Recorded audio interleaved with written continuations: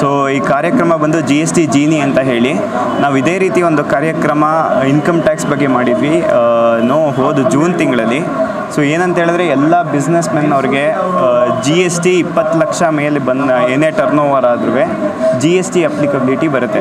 So GST ಬಂದಾಗ ಒಂದು monthly returns file ಮಾಡಬೇಕು, ಇಲ್ಲ ಕ್ವಾರ್ಟರ್ಲಿ ರಿಟರ್ನ್ಸ್ ಫೈಲ್ ಮಾಡಬೇಕು. ಮಾಡಿಲ್ಲ ಅಂದರೆ ಪೆನಾಲ್ಟೀಸ್ ಇರುತ್ತೆ, ಅದರದ್ದೇ ಆದ ಕಾನ್ಸಿಕ್ವೆನ್ಸಸ್ ಇರುತ್ತೆ, ಇಂಟ್ರೆಸ್ಟ್ ಕಟ್ಟಬೇಕಾಗುತ್ತೆ ಪೇಮೆಂಟ್ ಸರಿಯಾಗಿ ಆಗಲಿಲ್ಲ ಅಂದರೆ. ಸೊ ಈ ಇವೆಂಟ್ ಬಂದು ಡಿಪಾರ್ಟ್ಮೆಂಟ್ಗೂ ಮತ್ತು ಟ್ಯಾಕ್ಸ್ ಪೇಯರ್ಸ್ಗೂ ಮಧ್ಯದಲ್ಲಿ ನಾವು ಆಡಿಟರ್ಸ್ ಅಥವಾ ಚಾರ್ಟರ್ಡ್ ಅಕೌಂಟೆಂಟ್ಸ್ ಏನಿದೀವೋ ನಾವು ಒಂದು ಅನುಕೂಲ ಮಾಡಿಕೊಡೋದಕ್ಕೆ ಇದರದ್ದು ಅವೇರ್ನೆಸ್ ಪ್ರೋಗ್ರಾಮ್ ಬೇಸಿಕಲಿ ಒಂದು ಫ್ರೀ ಕನ್ಸಲ್ಟೇಷನ್ ಕೂಡ ನಡೆಯುತ್ತೆ ಇಲ್ಲಿ. ಸೊ ಏನೇ ಇಶ್ಯೂ ಇರಲಿ GSTದು, ಯಾವುದೇ ರೀತಿ ನೋಟಿಸಸ್ ಬಂದಿರಲಿ, ಯಾವುದೇ ರೀತಿ ಅಪೀಲ್ಸ್ಗೆ ಹೋಗಿರಲಿ, ಕೋರ್ಟ್ಗೆ ಅಪೀಲ್ ಆಗಿರಲಿ, ಡಿಪಾರ್ಟ್ಮೆಂಟಲ್ಲಿ ಡಿಮ್ಯಾಂಡ್ ನೋಟಿಸಸ್ ಬಂದಿರಲಿ, ನಮ್ಮ ಹತ್ರ ಇವಾಗ ತೊಗೊಂಬಂದರೆ ಇವತ್ತು ನಾಳೆ.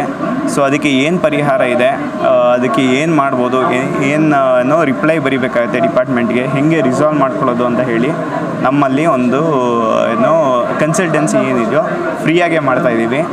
ಬೇಸಿಕಲಿ ಅದೇ ವರ್ಷಕ್ಕೆ ಒಂದು ಇವೆಂಟ್ ಈ ರೀತಿ ನಾವು ಮಾಡ್ತೀವಿ. ಯಾಕಂದರೆ ನಮ್ಮ ಆಬ್ಲಿಗೇಷನ್ ಅದು 42 ವರ್ಷದಿಂದ ನಾವು ಇಂಡಸ್ಟ್ರಿಯಲ್ಲಿ ಇದ್ದೀವಿ ರಾಮಪತಂಗಿ ಅಣ್ಕೋ. ಸೊ ಇಷ್ಟು ವರ್ಷ ನಾವು ಇದ್ದು, ಸೊ ನಮ್ಮ ಕಡೆಯಿಂದ ಅಸೆಸೀಸ್ಗೆ, ಟ್ಯಾಕ್ಸ್ ಪೇಯರ್ಸ್ಗೆ ಮತ್ತು ಡಿಪಾರ್ಟ್ಮೆಂಟ್ಗೆ ಇಬ್ಬರಿಗೂ ಅನುಕೂಲ ಆಗಿ ನಮ್ಮ ಕಡೆಯಿಂದ ಏನು ಅನುಕೂಲ ಮಾಡೋಕ್ಕಾಗುತ್ತೋ ಅದಕ್ಕೋಸ್ಕರ ಈ ಇವೆಂಟ್ ಮಾಡಿದ್ದೀವಿ.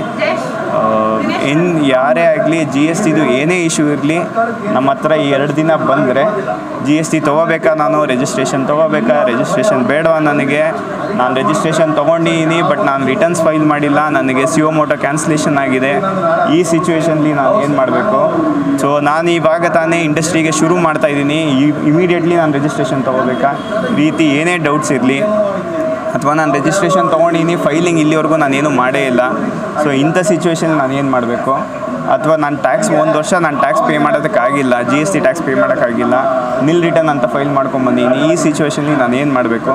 ಸೊ ಇಂಥ ಏನೇ ಒಂದು ಡೌಟ್ ಇರಲಿ ಅಥವಾ ಏನೇ ಒಂದು ನೋಟಿಸಸ್ ಇಶ್ಯೂ ಆಗಿರಲಿ GST ಇದು ರಿಲೇಟೆಡ್ಡು, ನಾವು ಡೆಫಿನೆಟ್ಲಿ ಇಲ್ಲಿ ಅದಕ್ಕೋಸ್ಕರ ಕೂತಿದ್ದೀವಿ.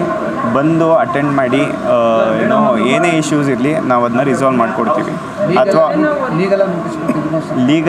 ಲೀಗಲ್ ನೋಟಿಸಸ್ಸೇ ಲೀಗಲಾಗಿ ನೋಟಿಸ್ ಕೊಟ್ಟಿದ್ರು ಡಿಪಾರ್ಟ್ಮೆಂಟ್ ಕಡೆಯಿಂದ, ಈ ಥರ ನೀವು ಕಂಪ್ಲೈ ಮಾಡಬೇಕು, ನಿಮಗೆ ಡಿಮ್ಯಾಂಡ್ ನೋಟಿಸ್ ಆಗಿದೆ, ನೀವು ಕಟ್ಟಬೇಕು ಇಷ್ಟು ಟ್ಯಾಕ್ಸ್ ಅಂತ ಏನಾದ್ರು ನೋಟಿಸ್ ಇಶ್ಯೂ ಮಾಡಿದರೆ ಅದು ಏನಕ್ಕೋಸ್ಕರ ಬಂದಿದೆ, ಅದನ್ನು ಹೇಗೆ ರಿಸಾಲ್ವ್ ಮಾಡ್ಬೋದು, ಕಟ್ಟಬೇಕಾ ಅಷ್ಟು ಅಮೌಂಟು, ಕಟ್ಟೋದು ಬೇಡವಾ, ಏನು ಇಶ್ಯೂ ಆಗಿದೆ ನೋಟಿಸ್ ಅಂತ ಹೇಳಿ ನಾವು ನೋಡ್ಬಿಟ್ಟು ಅವ್ರಿಗೆ ಅನುಕೂಲ ಮಾಡಿಕೊಡ್ತೀವಿ.